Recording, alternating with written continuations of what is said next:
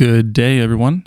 This is a conference talk called The Next Generation of Front-End Architecture that was originally presented at Pittsburgh TechFest 2023, but I am re-recording it here for YouTube.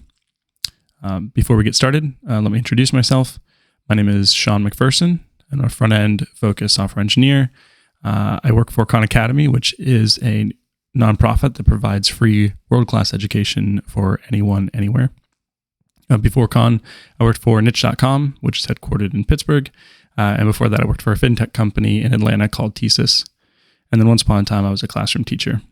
I live with my family in Pittsburgh, and I'm excited to give this presentation to everyone. Today, our goal is to learn about modern front-end architecture and architectures and their patterns. And I'm going to be focusing on the JavaScript ecosystem because that's where I have the most experience. But the concepts that we discuss will be applicable in other language environments too. We're going to look at about 5-ish front-end architectures and the patterns that make them work. We'll look at examples of each architecture and analyze some of their trade-offs. And then finally, we will end with some recommendations for choosing architectures and questions you can just leave in the comments. Okay, let's kick things off with some terms. We're going to be talking about architectures and patterns. And so for the purpose of this talk, we're going to be using some definitions that are lightly edited from Pittsburgh's own Software Engineering Institute at CMU. So architectures will be defined as design decisions related to overall system structures and behaviors. These are made up of multiple software engineering patterns. What are patterns? Patterns are general and reusable solutions to commonly occurring problems. To help distinguish between the two, I'll use emojis to key you in. The brick emoji over here for patterns as something that's kind of general, reusable component used to build something bigger. And then the house emoji for architectures, something that's made up of multiple patterns like bricks. All right, if that sounds reasonable, we'll get started with architectures. We're going to proceed through these in a roughly chronological order, but this isn't going to be an exhaustive list of all front-end architectures. We'll focus on ones that are still relevant today. So the first architecture, historically, and the first one we'll look at is static sites. These sites were just files stored on a computer somewhere that you could access via internet connection. Any updates to the site required changing those static files directly, maybe using a protocol like FTP or SSH. And this might sound ancient to you, depending on your experience, but this is still a common practice for serving websites today. When you sign up for hosting with a big company like HostGator, they give you access to a computer where you can store your static files. And there aren't any patterns for us to discuss here beyond using the main web technologies, HTML, CSS, and JavaScript. So let's jump into an example with the first website ever, the www info page from CERN. Now, this was created by Sir Tim Berners-Lee, who's famous for having invented the web. And it's just a few static pages on the same computer for 30 years. Another example of a classic static site that you may be familiar with is the famous Space Jam website from 1996. It has survived the test of time thanks to the simple architecture. It's just some HTML pages on a server that you can still access today, although the URL has changed, sadly. But despite the longevity of these examples, static sites still have their trade-offs. And first is that the content is static. There's little to interact with. You're oftentimes just clicking around a few pages. There's no concept of a logged-in experience, which is a key feature for most products. Now, you could make net requests that communicate with the server and try to selectively navigate to pages and render based on the response. But at that point, you should probably look at the next architecture, which are server-rendered sites. These were server applications listening to network requests and responding with HTML. Users could input back to the server with HTML forms. JavaScript was also developing during this period, and frameworks like jQuery could add interactivity to pages with plugins. This architecture marked the beginning of web-based applications and brought truly dynamic content to the web. These server applications could read and write to file systems and databases, which meant that they could provide a dynamic experience for their users. Tools like WordPress, Rails, Django, and later Express were created to build these server-rendered sites. And this architecture used two main patterns. The first is server-side rendering. This is where a server application receives network requests directly from the browser and then responds with HTML markup for a page. This is valuable because, like I said before, server can interact with a database to provide dynamic content to the user. And as another bonus, server-to-server requests are typically faster because they might be living on the same cluster somewhere. And things like secrets can stay secret on the server. Now, each of the patterns we discuss will have a status at the end to give you an idea of where that pattern stands in modern web development. The server-side rendering pattern is solid, which means that you could build your business on the pattern without worrying. As we'll see, other patterns inspire much less confidence, like plugins. Plugins are isolated scripts that bring specific interactivity to a site. They're typically written in JavaScript with a library like jQuery or MooTools historically. You could do it in vanilla.js now to run on a DOM node to create an interactive UI. The status here is aging, which means that you could use it today, but don't expect it to last long. I think a good example of this is the creator of jQuery, John Ressig, who works at Khan Academy with me, is no longer writing plugins for jQuery. He's moved on to other patterns, other architectures.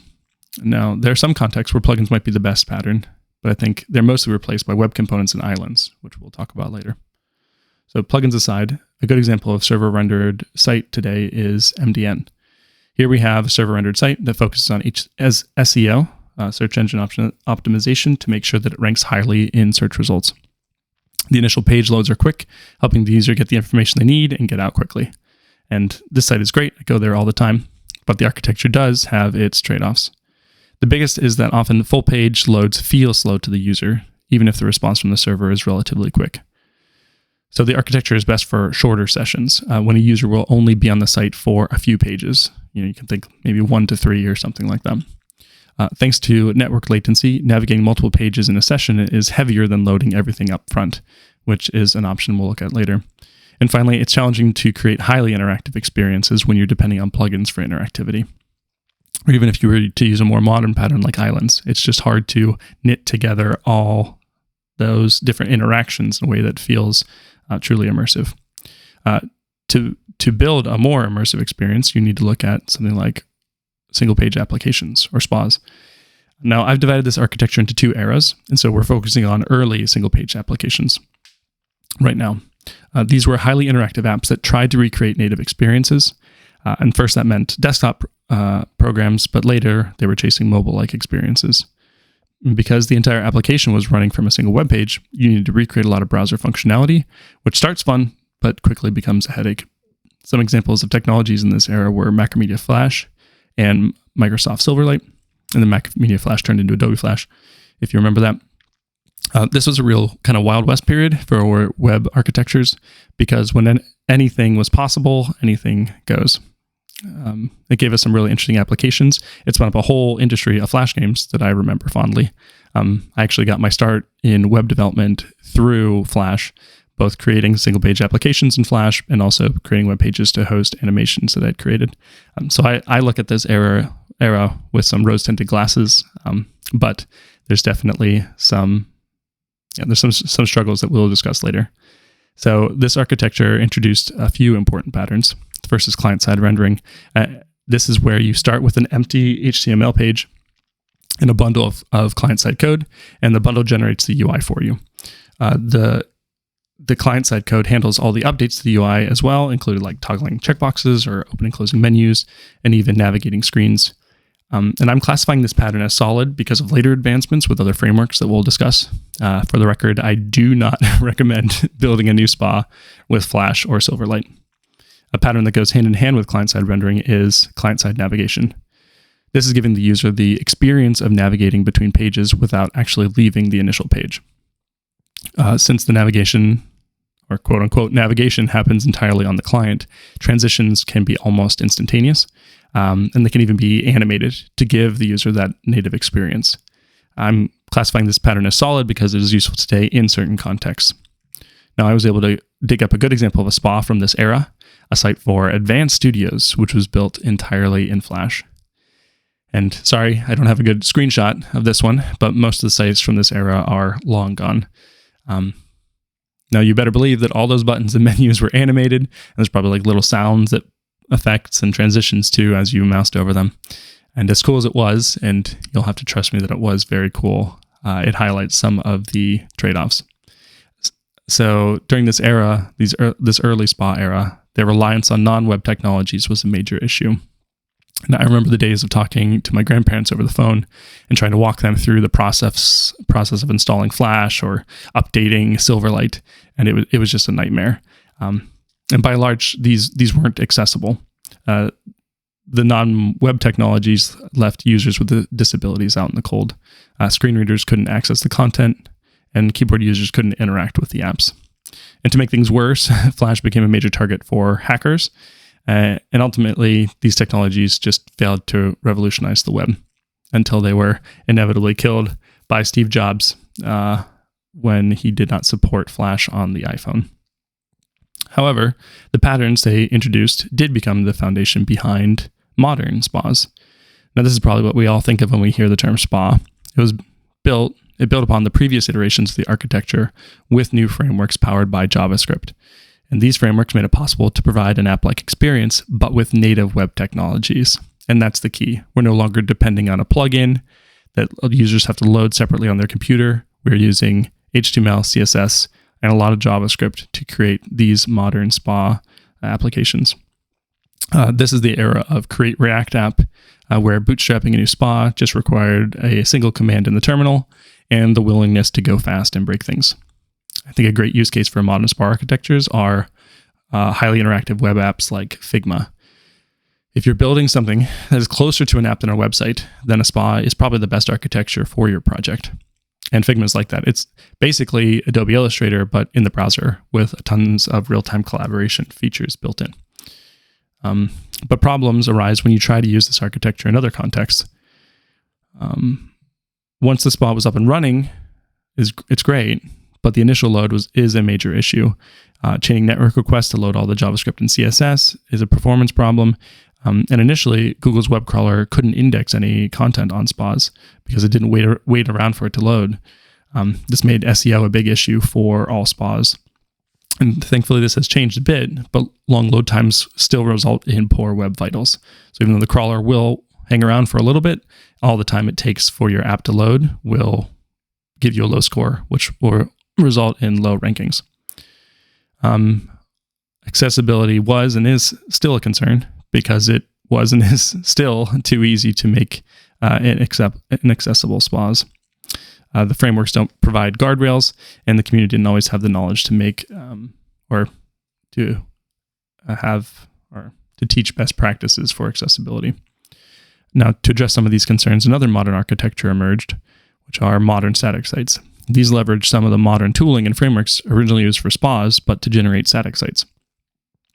These sites can add interactivity with the islands pattern that we'll look at in a moment, and the static files of the sites can be cached on global CDNs like Cloudflare to provide a fast loading experience for users all around the world. This architecture is sometimes called the Jamstack, which stands for JavaScript, APIs, and markup, but the meaning of all that was never super clear. It was a marketing term invented by Netlify to advertise using some of the features on their platform. And the term is actually kind of fading into history, but you might see that associated with this type of era. So some example tools are Astro, Next, SvelteKit, and Nuxt. This architecture introduced the following pattern, which is static site generation. And this is a pattern that makes static sites an attractive option for modern development. Developers get to use the tools that they want, the ones that they're familiar with, like React, Vue, or Svelte, to template style and generate large number of HTML pages. Static site generators usually run against a directory, and they look for any file type, usually Markdown, that they can turn into an HTML page. And some static site generators handle tricky things like resource bundling and responsive images out of the box, which is really great. This is a solid pattern for generating static sites with tens to hundreds to thousands of pages. Modern static sites use islands for interactivity. These are small, focused chunks of interactive or dynamic content, and they're typically server-rendered or pre-rendered, which means that the initial markup is available to the browser on the first load. And then individual scripts are run on the client to progressively enhance the markup with data and event listeners. And this process is called hydration. Some libraries support progressive hydration, which means the developer can configure when the hydration happens on load or on scroll, etc.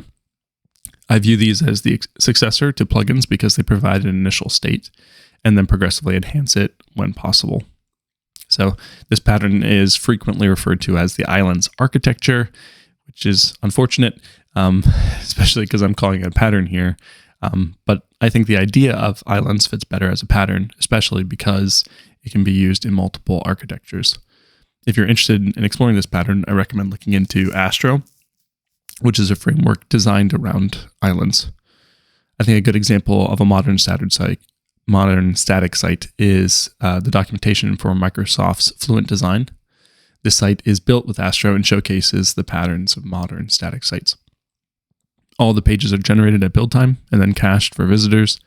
There are islands sprinkled throughout the docs pages to enable the visitor to interact with the design system. And while the architecture is a good fit for some sites, there are always trade-offs. Islands provide an option for dynamic content, but by design, they'll be limited to small sections of the page.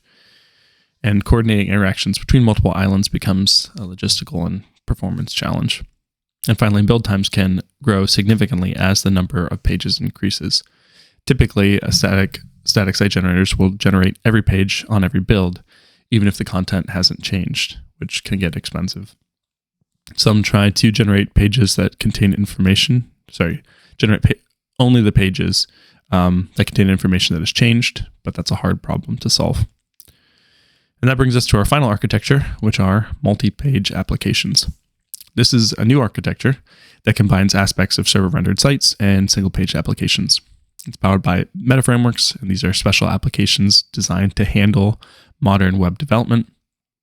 And out of the box, these meta frameworks provide server-side rendering, client-side rendering, server-side navigation, and client-side navigation. The big examples you can think of in the React space are Next and Remix, but most JavaScript rendering libraries have a meta framework, like Nuxt for Vue or SvelteKit for Svelte. These examples are all in JavaScript land, but there are meta frameworks for your preferred language too. Multi-page applications expand on some previous patterns like server-side rendering by adding client-side hydration. So similar to server-side rendering, which we talked about earlier, there is a server running that renders HTML, and this response is available to the browser on initial load. Shortly after, the client fetches and executes a JavaScript bundle, and that takes the markup that was initially rendered by the server and hydrates it on the client, sets it up for interactivity for the user. In React, this involves calling hydrate or hydrate root on the client. Those are methods from React DOM. And it does this to create a virtual DOM tree on a DOM node that was rendered on the server. Hopefully those trees match and there's an initial re-render. At least that's the goal. So this is a solid pattern for improving web vitals for a web app that uses a JavaScript rendering library. After SSR with client-side hydration, the next pattern is hybrid navigation. This involves supporting both client and server-side navigation. So when a user first visits your site, they see a server-rendered page. The client is hydrated in the background, adding interactivity, like we just talked about. When the user navigates within your app, client-side navigation kicks in and handles the navigation without a page request to the server. At any point when the user hits refresh, they get the server-rendered page. So this provides the performance benefits of server-side rendering and the positive user experience of client-side navigation. I'm classing this pattern as still developing because it's tied closely to the meta framework that supports it, or the meta framework that you're using to implement it, but it's got real potential. And this pattern also has some overlaps with hybrid rendering. So there are three components to this. First, being able to render a page on the server, next on the client, or at build time. The former two are a requirement for hybrid navigation, but the addition of static page generation brings some of the benefits of the static site architecture too. So for static content, you can generate the HTML at build time and then serve the files like a static site. Think of a site that has a blog alongside it. All those articles could be statically rendered at build time and then cached nicely. For pages that require interactivity or personalization, you can serve or render the pages on the fly. And the framework Next supports all three modes of rendering. And other frameworks like Astro provide an option for server or static. So multi-page applications give you access to all these patterns, which makes them a great candidate for apps like Notion, which is built with Next. This site is probably a combination of statically generated or server-rendered pages, and while the main web app is a single page application. Now, in reality, Notion's applications might be spread across multiple projects and repositories. There's no way for us on the outside to really know.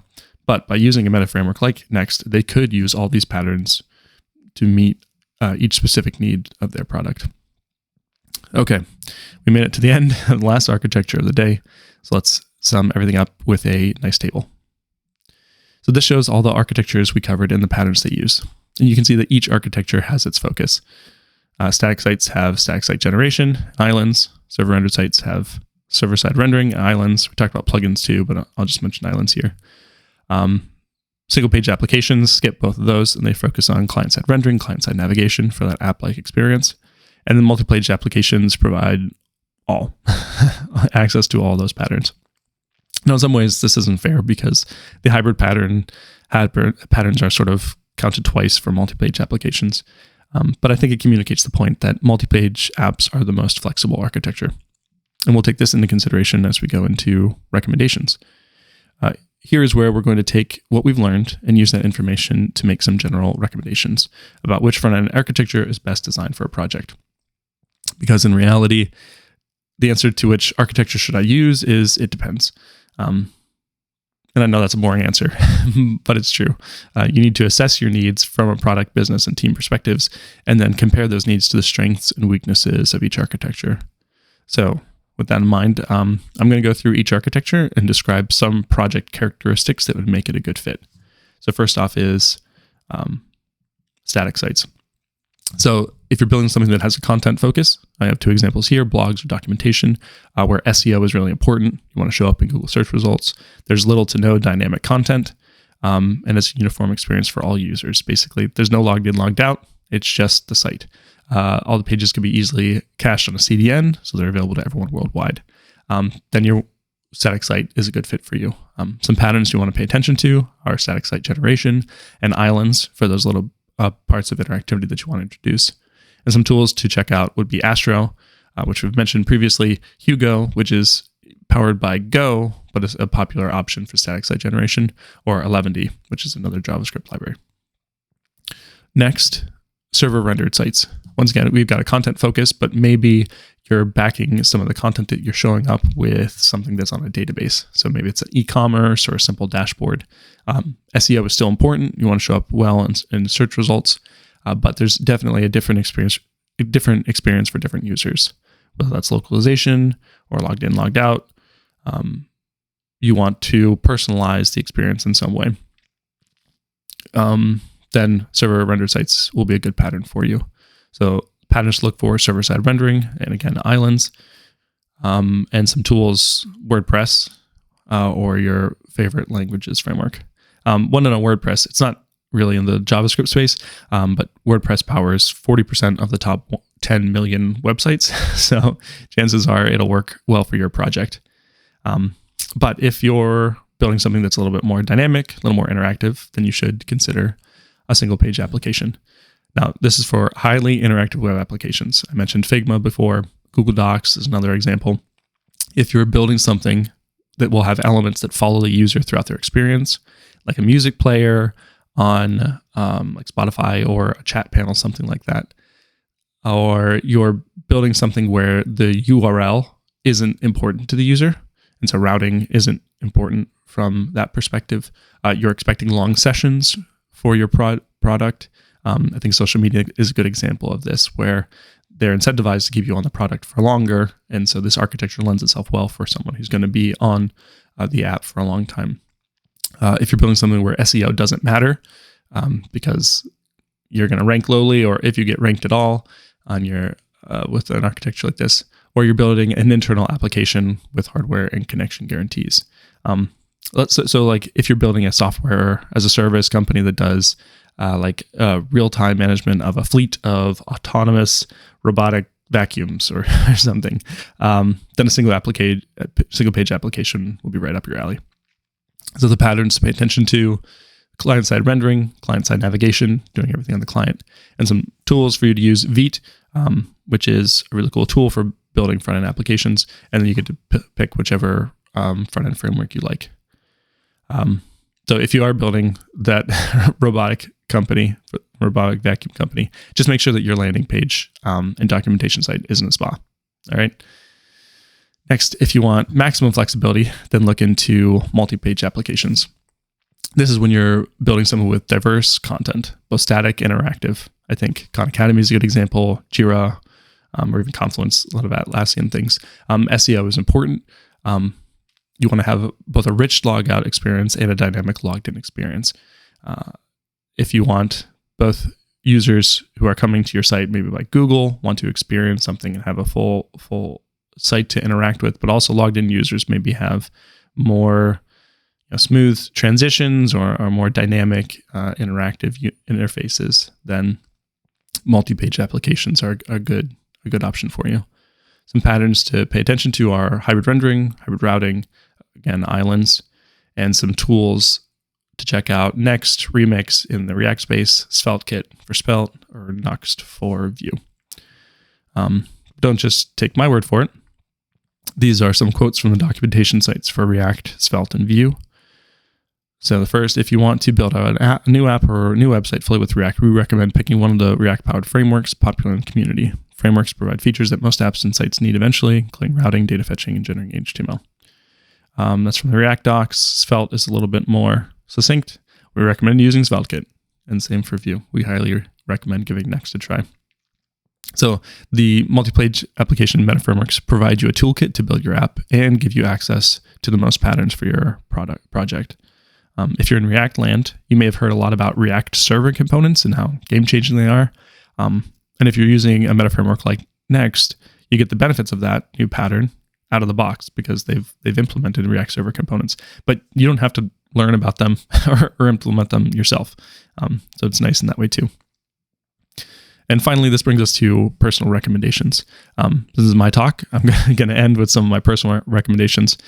First off, I think Astro is a really interesting project that checks almost all the boxes. You could have a single repository that generates static sites, server renders content, and serves a spa. And as a bonus, you get to use whatever front-end framework you want. You could even use more than one in the same project, but probably don't do that, even if you could. A safer bet might be to pick a meta framework like Next or Remix, and there's tons of documentation and examples out there for Next. Finally, if you're open to options other than React, I highly recommend checking out Svelte. SvelteKit, the meta framework, has its quirks, but Svelte is my favorite way to author web apps today. It has small bundles, it has fast interactions, and shaves off a lot of React's painful edges. Next, we have other patterns to watch. I chose to focus on the growth and popularity of meta frameworks for this talk, but there is a growing movement to make static and server-rendered sites more interactive. And here are some patterns that we didn't have time to discuss, but are worth keeping an eye on. First is view transitions, and this is a browser-native way to animate page transitions, where the browser will just handle it for you. You mentioned two elements on two pages that are the same, and then the browser will just handle the transition between the two, which is pretty cool. Currently, this is just in Chrome, but there's plans for other browsers to implement it too. Next, serverless or edge functions. This is when you start with the static site, but you want a little bit of server access, whether that's some persistent data or just some server functions that would be helpful. These are on-demand called. Oftentimes, the first thousands are free, and it provides you access to a server without having to build your own, which is nice. Next is something I'm calling Super HTML. These are libraries that add interactivity straight to your HTML code. So instead of authoring JavaScript in a different document, you can add certain attributes to HTML on server rendered sites or statically rendered sites, and the interactivity will be added automatically by the library.